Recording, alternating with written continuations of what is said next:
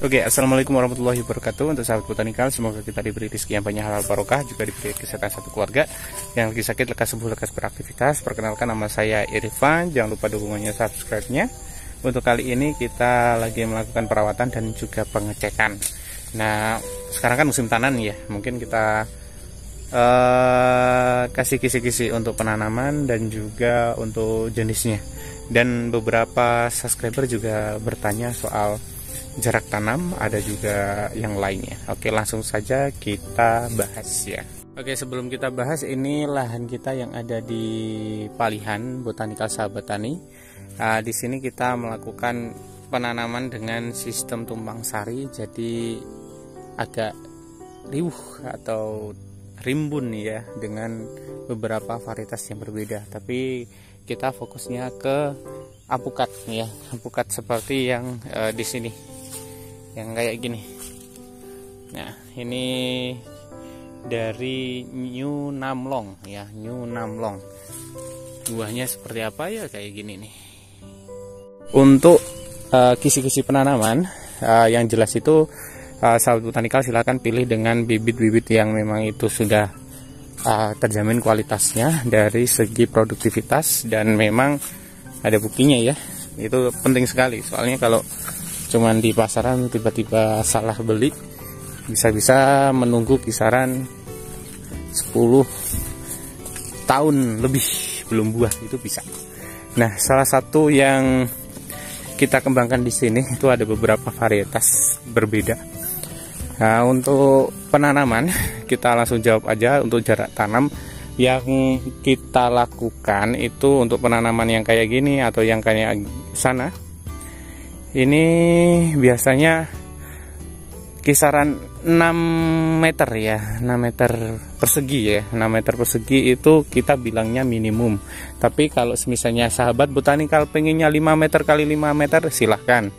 Nah, ada juga yang 2 meter silahkan. Tapi kita menujunya ke yang 6 meter. Kenapa 6 meter? Karena pohon apukat itu seperti pohon rambutan yang menjulang tinggi, rimbun kayak gini ya, kayak itu juga rimbun meninggi seperti pohon rambutan. Jadi kita menjangkau panjang, bukan jangka pendek. Rimbun tapi perawatan sedikit. Nah, kalau misalnya sahabat botanikal itu menginginkan yang 3 meter 5 meter, silahkan. Banyak pohon tapi nanti akan menjulang ke atas tinggi gitu. Nah, perbedaannya nanti kayak gitu. Kalau misalnya sahabat botanikal menanamnya di jarak kisaran 3 meter, biasanya pohon apukat ini akan meninggi lurus ke atas karena mencari cahaya dulu atau pengen berfotosintesis. Jadi saling mengejar, meninggi ke atas. Tapi kalau misalnya lahan botanikal ini ya bagus, maksudnya nggak terlalu dekat antara satu apukat dengan apukat yang lainnya, nah itu bisa dibilang nanti dia akan rimbun ya. Meskipun meninggi, nanti akan rimbunnya luar biasa bagus. Nah, seperti itu.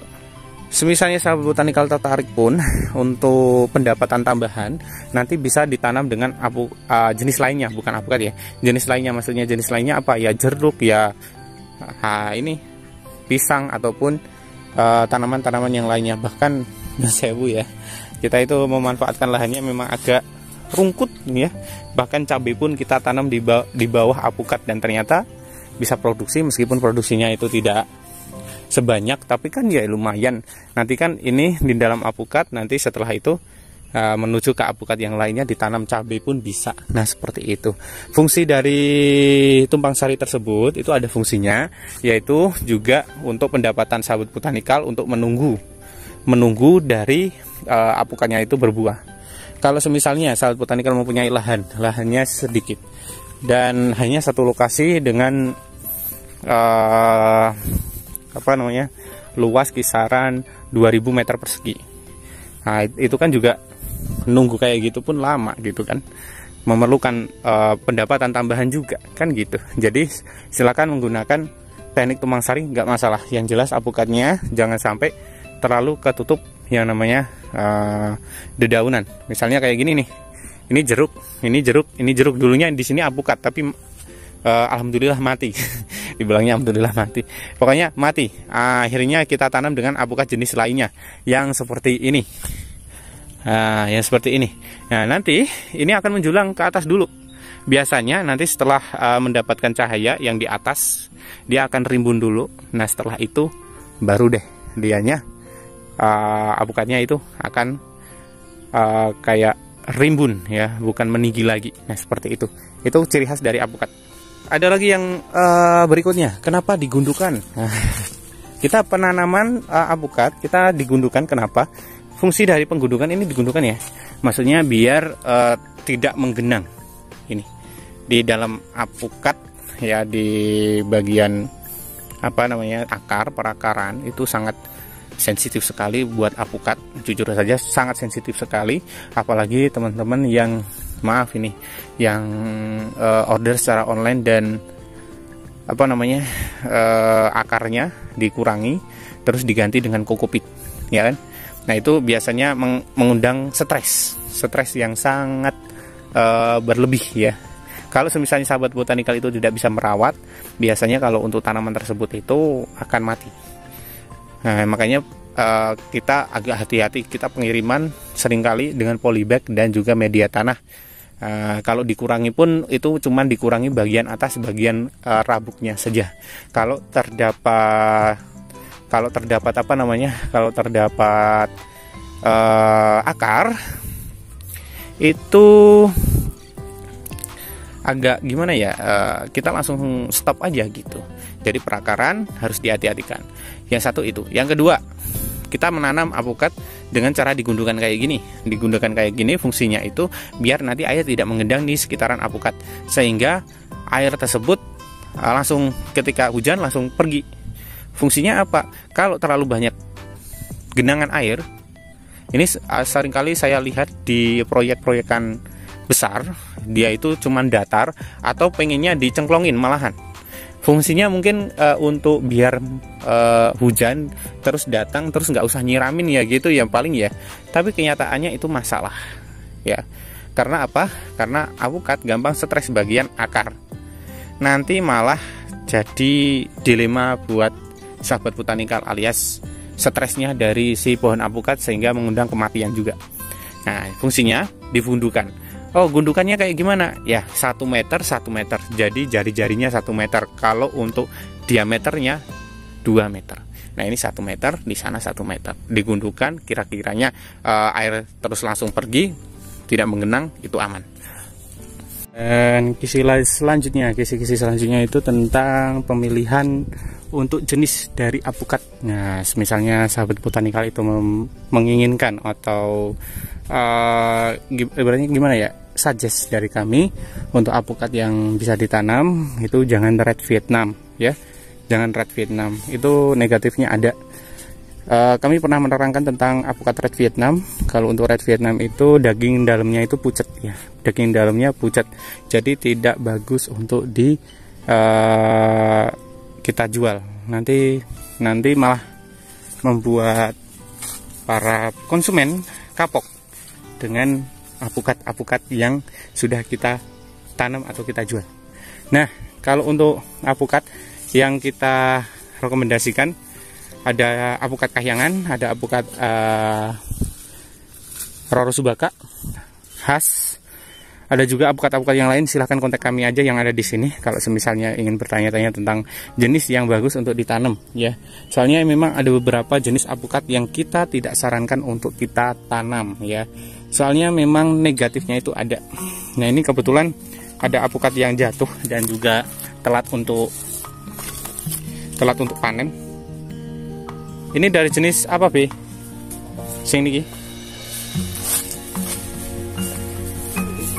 Sini, gini. Oh, red Vietnam.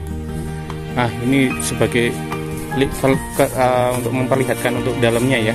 Ini dalamnya itu buat kami kurang kuning dan kurang seger. Maaf, pembelahan tidak kami shot. Untuk red Vietnam bisa dilihat pucat ya. Nah, ini bisa membuat review juga untuk sahabat botanikal. Silahkan jangan pilih apukat red Vietnam. Ini sudah matang loh ya, matang aja pucat. Dan rasanya itu nggak enak, buat kami nggak enak.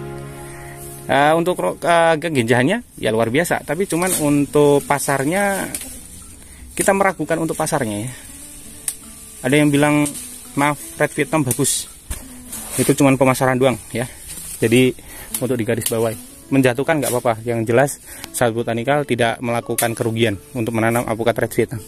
Tapi kalau misalnya untuk untuk koleksi saja, silahkan di order ya. Tapi untuk dikebunkan tidak kami sarankan untuk menanam Red Vietnam. Untuk kematangannya ini matang banget.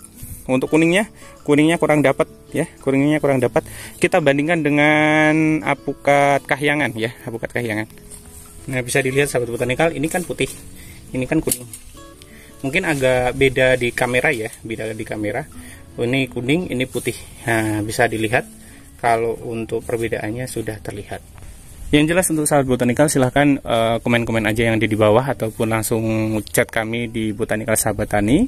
Yang jelas untuk jenis-jenis dari alpukat yang memang patut untuk dikebunkan ya, bisa tanya-tanya langsung ya di MDPL beberapa pun yang sahabat botanikal inginkan. Yang jelas untuk jenisnya jangan Red Vietnam sama Vina juga iya karena ada negatifnya. Oke, lanjut ke penanaman berikutnya yang kita sarankan ya. Untuk kisi-kisi selanjutnya untuk perawatan itu kayak penyemprotan ya. Kalau bisa penyemprotan secara rutin, tapi kalau misalnya sahabat botanikal ingin menghemat biaya untuk obat, kan memang kita kan juga petani kan, gimana caranya menghemat obat ya. Nah, caranya menghemat obat itu fungsinya itu gampang. Kalau misalnya ada ulat itu pasti di pucuk sana pasti nanti akan ada bunyi seperti sesuatu benda yang jatuh, seperti gerimis hujan yang teletik gitu ya. Nah, jadi pasti ada ulat yang ada di atap, yang ada di atas daun. Nah, jangan sampai ke 1 minggu setelah tahu penyemprotan ya, karena ulatnya nanti bisa menjalar ke seluruh bagian dari alpukat. Jadi penanggulangan secara dini itu penting. Nah, kalau penanggulangan secara dini otomatis obatnya tidak banyak gitu ya. Kalau misalnya ulat itu biasanya bertelur ya, bukan ulat ya, kupu-kupu bertelur di atas, itu pasti entah itu 2 daun 3 daun. Nah, ketika menetas itu paling 1 tangkai yang di atas saja penyemprotannya. Cukup disemprot atas di bagian yang terkontaminasi atau ada ulatnya. Nah, nanti ulatnya akan mati dan tidak memakan dari daun alpukat yang ada di lokasi ini. Nah, kalau misalnya sampai 1 minggu biasanya akan menyebar ke seluruh bagian dari alpukat, maka sahabat botanikal perlu menyemprot ke seluruh bagian dari alpukat ini. Nah, kalau itu kan jadi kan otomatis pasti untuk obat lebih boros. Nah, seperti itu. Jadi kisi-kisinya seperti itu. Kayaknya cuman itu saja untuk pemupukan ya, tergantung sahabat botanikal. Kalau kami, kalau kohe kambing 6 bulan sekali, ditambah nanti untuk pupuk kimia itu cuman 1 sendok 1 bulan atau 1 sendok 1 minggu pun nggak apa-apa ya, untuk 1 alpukat kayak gini. Oke, cukup sekian dari saya. Apabila ada kekurangan dan salah kata mohon maaf. Saya Irfan undur diri dulu, dan wassalamualaikum warahmatullahi wabarakatuh. Salam botanikal, salam sukses untuk semua. Jangan lupa kalau pesan bibit silahkan kontak kami di sini atau datang